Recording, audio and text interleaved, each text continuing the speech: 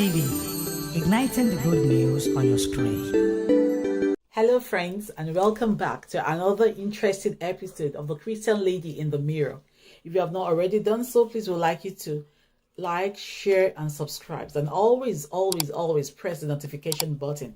It tells you when a new video is about to be dropped. Today I'll be talking, but before I go into that, my name is Abimbola Oluwaleye, and today we'll be talking of signs to look for in an abusive relationship. How do you know? Signs to look for in an abusive relationship. How do you know you are in an abusive relationship? What are the signs to look for? What are the things that you think, oh, I am not in the relationship I want to be? What are the signs that you be like, okay, am I supposed to be still be in this relationship? Do you think it's worth it? Or how should I go about it? Well, some things have been happening around me, and I'm like, I always ask myself, or I tend to ask the people around that, how come you are not aware is having this behavior? Oh, and the response I always get, it's so disheartening. Like they tell you that, well, nobody is perfect. Yes, truly, nobody is perfect. But there are some signs that you should not just overlook.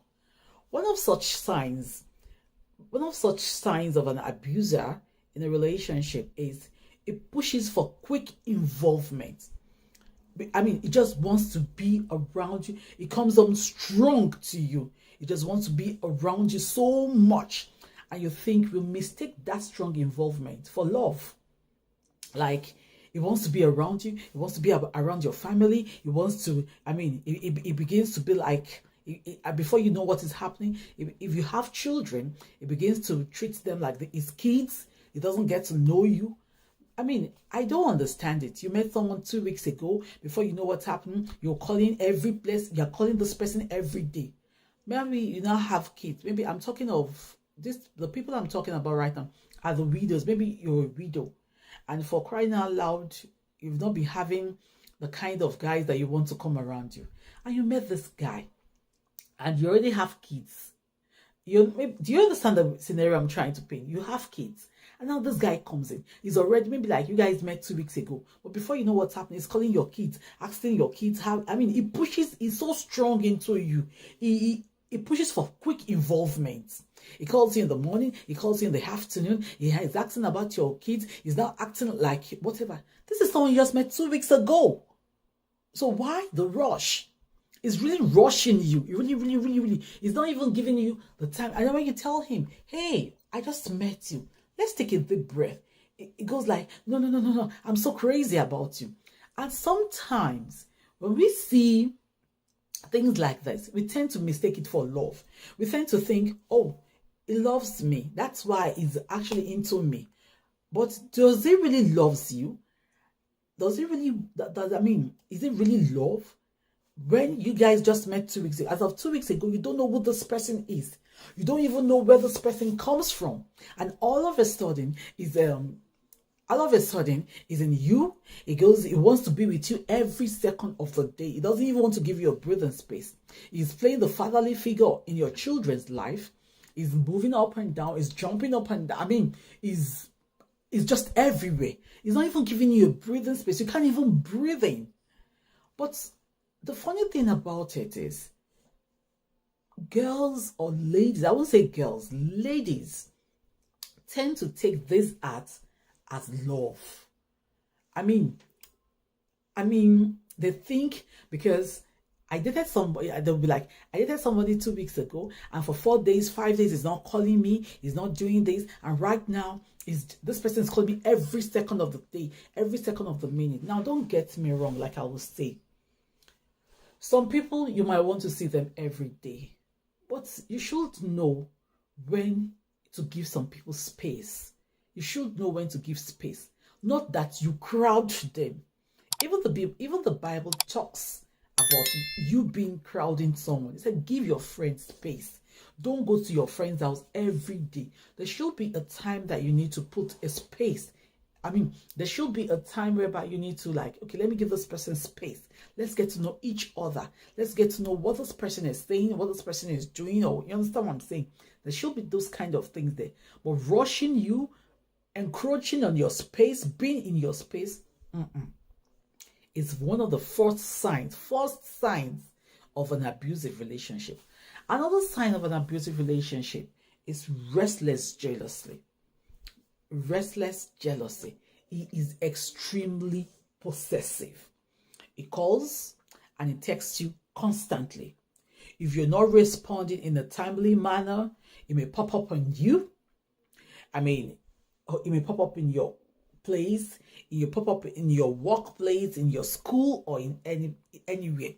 You're not responding when it calls, or when it doesn't care what you're doing. I mean, it's so excessively jealous. It wants to know what you're doing every minute, every time, every second.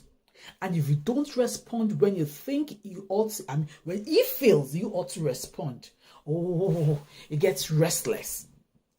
It gets restless. Initially, you understand what I'm saying? It's interesting. You feel, oh, it's love. It calls me every second of the day, every minute of the day. But is it interesting? You have a boyfriend or you have a girlfriend and it calls like 30 times in a day. Now, let me tell you a story. I was working with a friend of mine. I never knew he had this. They are divorced now. Those guys are divorced. But I think we went out to a mall one day like that. And our phone kept ringing. Our phone kept ringing. Our phone kept ringing. Our phone kept ringing. And we didn't know the phone was actually ringing. But she brought it out. And then by the time we brought the phone out, we saw 30 missed calls. Even me. I was forced to say, are you holding this guy's kidney? That's the husband. And you understand, we're actually joking. I was like, are you holding this guy's kidney? Why did the husband have to call you 30 times? I was so scared. I was like, okay, pick up the call now, pick up the call. And my friend was like, it's nothing. I was like, what do you mean it's nothing? For someone to call you 30 times, because I can't imagine someone calling you 30 times on a regular phone. I mean, it wasn't as if it was an emergency, but I was scared. I thought there must be an emergency for that guy to call his wife 30 times. So I was like telling my friend, what do you mean that there is nothing? My friend was just laughing. My friend said, it's nothing. And then the next thing my friend said is, check your own phone. So I'm sure he must have called you. Lo and behold, this guy have called me more than 10 times and everything like that. So I was like, okay, if you're not going to call this guy back, I'm going to call your husband. So I called the husband. And I was like, hello, what happened? And everything like that. Is there an emergency? Are the kids okay? Are they everything okay? And the guy said, no. That he has been calling his wife. He just wants to know where the wife is. That was my first time of seeing that kind of behavior. I just want to know. And it sounded lame. It sounded somehow in my ear. I was like, Emma Bino, sir, sir. I said, what did you say, sir? He said, well, I wanted to know where my wife was. So I've called my wife and I didn't see. I said, I had to ask the guy that, so where is the emergency? He said, no, there's no emergency, but I wanted, and he was still insisting that I wanted to know what was happening with you guys. Why didn't you guys pick up my phone? And I was like, you mean there was no emergency? He said, there was no emergency. I was like, wow. When he dropped, my friend looked at me and said, I told you.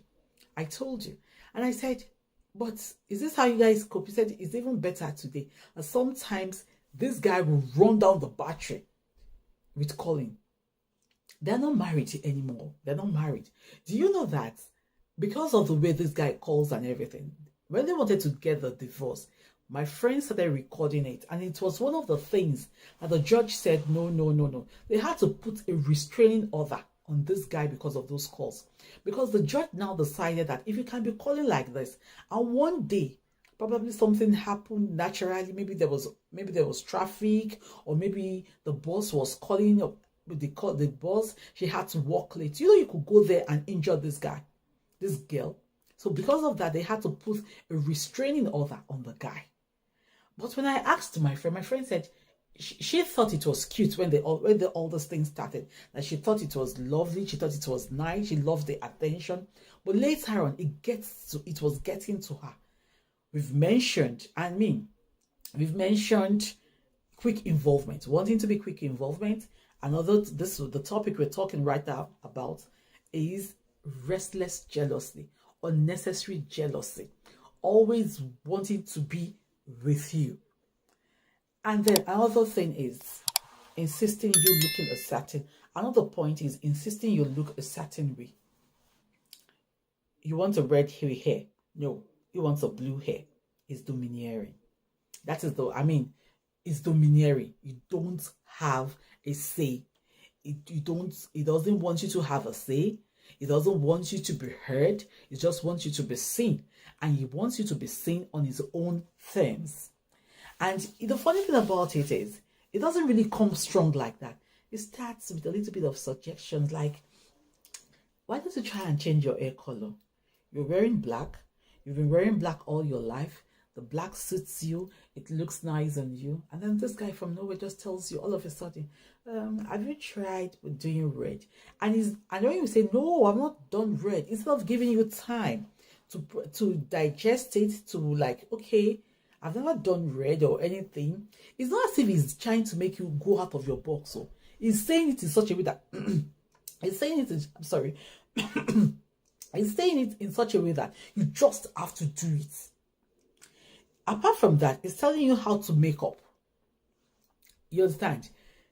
It's constantly changing your way of dressing, your way of makeup. It sounds innocent, but it's actually robbing you of your identity. You understand what I'm saying? It's trying to change your whole being to suit himself. You understand what I'm saying? So that's why I used domineering. The third point, I'll put domineering as a third point. The third point is domineering. The first point is quick involvement, too much of involvement. The second one is restless jealousy. This one we're talking about is domineering. It wants you to look a certain way. It wants you to wear a certain cloth. It feels if you dress a certain way, you're attracting the opposite sex. It feels you're not this. It keeps, you understand what I'm saying? It robs you of your identity. It just wants someone that he wants to create. The only thing he has not done, because when you rob yourself of your identity, you are no more yourself. You are not that person you are. How do you expect to be happy? You think it's all love. Until some people, and the funny thing about it is, the people that are being abused don't actually see it in the first instance. They won't really see it at the first instance. They'll be like, the person I'm dating says I should not I should be wearing red. This is someone, and then when you ask them, how do you really feel about it? It's not as if actually I don't really like it, but it's okay. But it's okay. Benga said it's okay, so I have to go along with Benga. Okay, fine. Benga said it's okay.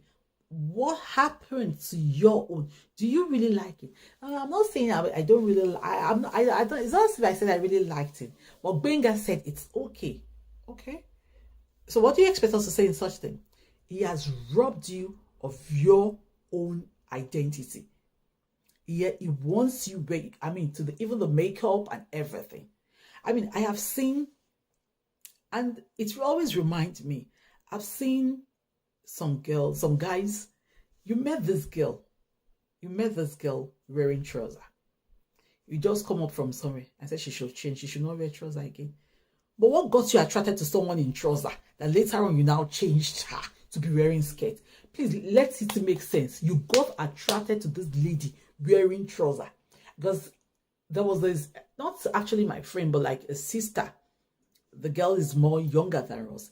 The girl boyfriend asked her out in trousers. Later on, you said you don't like girls that wear trousers. You don't like this, you don't like that. Well, you were attracted to someone in trouser. So what is it? The same thing with people that, you understand what I'm saying? With people that will come up and tell you that, oh, I don't like a girl that walks. In this age and time, you don't like girls that walk. But you met something in her hand. You met a job in her hand. When they tell you that they don't like a girl that walks, or and it's not as if it's going to open up a shop or do something for you, please run. Because that is the first thing of crippling you. Is the first point. Your job, and it's not even opening anything for you, is the first point of making you to lose your identity. Another one is he isolates you. He doesn't want you to move with a particular friend. He can move around. He can talk around. He can be with everybody. But the day you say, I want to go and visit my friend, there is problem.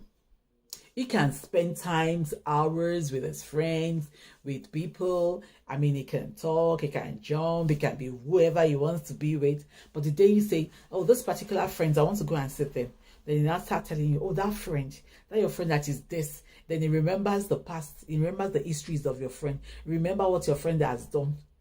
Or he tells you, I don't want to see you with guys. Why is that it's only guys you have? Well, you can have female friends. There's nothing wrong with him having a female friend. But there's everything wrong with you having a male friend. When you see people like that, I mean, and then you sit down and then you find out that he has isolated you. They do that to their victims so that you have nobody to call on. You have nobody to cry to. You have nobody to run to. It's sickening. And the funny thing about it is when you see these ladies, and you ask them that, how come you're not talking to this? How come you're not talking to your sister? My husband said this. How come you're not talking to that one? My husband did this. How come you're not doing this? My husband with it. Sometimes they go as far as using religion. I don't know the case of the Ostinachi, the singer, the gospel. I hope he's Ostina or something. The gospel singer. But from everything, these few lines, the man was like that. She wasn't allowed to go to her parents. From what I read online, because I am not party, I wasn't privy to know what went on behind closed doors. But she wasn't. From everything that was happening, it was obvious that this lady does not have strong people around her. I won't say strong people. She has isolated this lady to the extent that this lady could not even tell the people, because it could not even tell anybody that this is what I was going through. I mean, it was that bad. She has isolated this lady to that extent that this lady couldn't tell people, does not even have a friend to call on until it led to her death. It's that bad. So isolation is one of the things abusers use in a relationship. They isolate you from friends, they isolate you from family, they isolate you from anybody that they feel, you understand what I'm saying, is going to pull you out, or is going to make you see more, or is going to be like, oh, this person, they just isolate you. It doesn't even have to be that this person is going to be beneficial to you. They just want to isolate you, and they isolate you from those kind of people. Another one is, it blames others for his mistakes. He doesn't accept his own mistake. Blames others for his mistakes. He doesn't hold up to his own responsibility. Oh, maybe something happened to him in office. It's your responsibility. Take action. Take responsibility for it. No. It is that person's fault. This person did this to me. That person did that to me. This person, he's always blaming others. He's always blaming others for his mistake. Never takes anything for his own actions. It has to be about me. When you're in a relationship, it's a two-way thing. You give and you take. But whenever it's you doing the giving, you get tired. It's you apologizing every day. You get tired. It's always you going out to make this person happy. This person doesn't care about it, doesn't even want you to understand. You get tired. In a relationship, fine, we all can't be perfect, truly. But there are kinds of mistakes that when you look at it, you'll be like, okay, I think I made a mistake. But every time, for his own mistake, you are the one apologizing. For his own mistake, you are the one apologizing. I think you need to take a back step. You really, really, really need to take a back step. It makes you take responsibility. Another point is, it makes you take responsibility for his actions. It will say, you got me angry. If not that, you pissed me off. Really? I got you angry? Is that why you had to slap me? I got you pissed off. Is that why you had to do what you had to do? I don't know. He never owns up to his actions. And you understand what I'm saying? He never thinks whatever he has done is wrong. That's two different things. The other time I said he blames people, others, for his actions. man, I mean, he's never at fault. This time around, it's just you and him. He will now turn around again and still blame you. I mean, can we get it? He turns around and still blame you for his own actions. He blames other people for his own action, and he blames you for his own actions too. I mean, he doesn't want to accept responsibility for anything. You are always the one getting him mad. You are always the one getting him pissed off. He will never admit that he has temper issue, he has anger issues. He will never admit that, okay, these are things that I could have done some things differently. He will never admit to that. He's so rigid in gender roles. He expects a man, a woman, to be submissive. Fine, truly, yes, a woman should be submissive and everything. But that isn't how it ought to be. But in his own case, it has to be submissive. It has to be, you have to obey, and you have to remain quiet. Whatever he says is law. Whatever he says is the right thing. Another point is he embarrasses you and he degrades you at the slightest opportunity. He humiliates you, he embarrasses you and degrades you at the slightest opportunity. Oh, you are too fat. But you knew I was fat. Why did you come and meet me? I mean, sometimes it's annoying. You knew this lady was fat. You went ahead, you went to go and meet her. Now you want her to slim down. Why? Or it tells you, I can't wrap my head around that one. Apart from being this great thing, and he doesn't do it, assuming he's doing it maybe he's doing somewhere else. It's different. He's not doing somewhere else. He's doing it at that place. In front of people. It brings you down. It's even making you to doubt your self-worth. That is why most times, when ladies leave their abusers, they doubt their self-worth. It takes time to build their self-worth because the abusers have kept telling them that they are not worth it. Nobody wants to talk to them. He has made them to lose their identities. He has made them to feel that they can't be anything.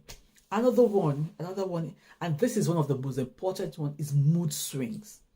Please, ladies, watch how he reacts. From 1 minute is calm, the next minute is bad, he's throwing things. You understand? Everything. 1 minute is calm, and then you have a little argument, and the next thing those guys start throwing things, or this lady start throwing things. That you understand? Ladies, watch out. Watch out for excessive angers. Watch out for those extreme mood swing. When it's not as if he's on drugs, and you're trying to tell me that you understand it's okay. Another point is he enjoys being in the spotlight. He always has to be in the spot. Everything has to be about him. Maybe assuming you had, was it 2 weeks or 3 weeks ago, I talked about a guy that the girlfriend had a job. You understand what I'm saying? And he wrote to the management. Apart from that, later on, that they shouldn't give this girl the job. Do you know that later on, this girl was telling him that anytime they go to their meetings, maybe like the office meetings, and if this guy sees that he's talking to some other people, to some of his colleagues, this guy will start fidgeting. Hey, you left me. But you know it was an office, whatever. Now. And you know she has to mix. You left me. Now, the question I asked the girl was, do you leave him? He said, no. What I even tried to do is I even tried to bring him to okay, this is my husband. This is my fiancé rather, because they were not married. Can you chat? He said he's always drawing back. That the only time he feels okay is if he's talking to them. Maybe it's like it's an office Christmas party. That the only time she finds out that is okay is if he's talking to the cleaners and the people that are low in being, and that are very low in the office. And she said she asked him that, why are you always so confident talking to the cleaners and everything? You don't want to mix with my colleagues or anything. And you know what is this is a stupid response this guy gave. The guy said, are they not people? Are they not people? It's people like you that are overlooking them. You are overlooking them. Are they not people? He's trying to cover his own insecurity. He's so insecure. He is so insecure. If it's not about him, he loves all the attention to be on him. And I said, why did you still go ahead? You saw all the signs in this guy and you still went ahead. And what she gave me was like, whereas I was already getting late. Ladies, please. The signs I have mentioned are nothing to be overlooked about. There's so many signs I've not mentioned. Please, if you remember any, just drop it in the comment section and we'll talk about it. But most of the signs I've mentioned are signs that should be taken seriously. They should be looked into. Like I'll keep saying, a broken relationship is better than a broken marriage. My mom would tell me that if you don't get it right in your marriage, you can't get it right in so many other things, because your marriage will bring about the children you will bring. Your marriage sometimes it's not sometimes, all the time, dictates your personal well-being. You understand what I'm saying? How you relate to people, it's all about marriage and everything like that. So you have to get it right. You have to get it right. You have to get it right. Because you're bringing children to this world. You don't want a selfish person. You're bringing children into this world. You're relating with people. And if you're not happy in your marriage, please tell me, how do you want to be happy in other areas of your life? How do you want to be happy in your workplace? How do you want to be happy in church? Even if you hid it well, if you hid it so well that you don't want people, that people does not know that this is what you are going through. You understand what I'm saying? You could wake up one day and just die. You could be depressed. You wake up one day and just commit suicide. And then people will be like, there's something, nobody knew. Look at what that gospel singer, they said the word. And the funny thing about it, look at that gospel singer. Look at what happened to her. They drag it, maybe like for a month. Everybody has forgotten it. And everybody has gone back to their whatever, to their lives and to their business. Right now, nobody's even talking about it again. What am I talking about is right now, where you see signs, ladies, like I said last week, there's no age to get married. Don't let anybody put you under pressure. Don't let anybody put you in unnecessary pressure. Don't let anybody put you that if you're not doing this, it doesn't have to be like that. No. When you see all the signs, please back out. I mean, it's better you're not even married. We'll know you are not married. But imagine getting married and maybe like 3 months later, you are already out of the marriage. That one is even worse than even getting married at all now. Ladies, please. All the signs I have said, if you are in a relationship and it is happening to you, take a deep breath. Sit down and ask yourself that, do I want to continue like this? Is this really me? Because you're spending the next 10, 20, 30, 40, 50 years in that marriage. Nobody's spending it with you. You leave that marriage, it's only you. You are in that marriage, you will not see anybody. Even your pastor self has his own family to protect. So, I mean, let's make it make sense. These signs are not signs that we should just ignore. These are not signs that we should just say, it has nothing to do with me. It's something I can manage. Some ladies thinking are so weird. Very, very weird. Imagine you telling me that you want to change a 50-year-old man, or you want to change a 30-something-year-old man. Something that the mother did not change. It is you that want to change it. The society will now tell you, even pray. Imagine. So whatever happens to your own dreams, your own lives, your own everything, ladies, please, we can do better. We can do better. We can do better. Please, I would like us to, all the points I've talked about, I would like us to look into it very, very well. And these signs, if your partner is displaying either 2, 3, or 4 of the signs, it's high time to get out. Well, until we meet again next week, thank you and God bless. But before we go, I would like you to please don't forget to like, share, and subscribe. And always press the notification button. It tells you when a new video is about to come out.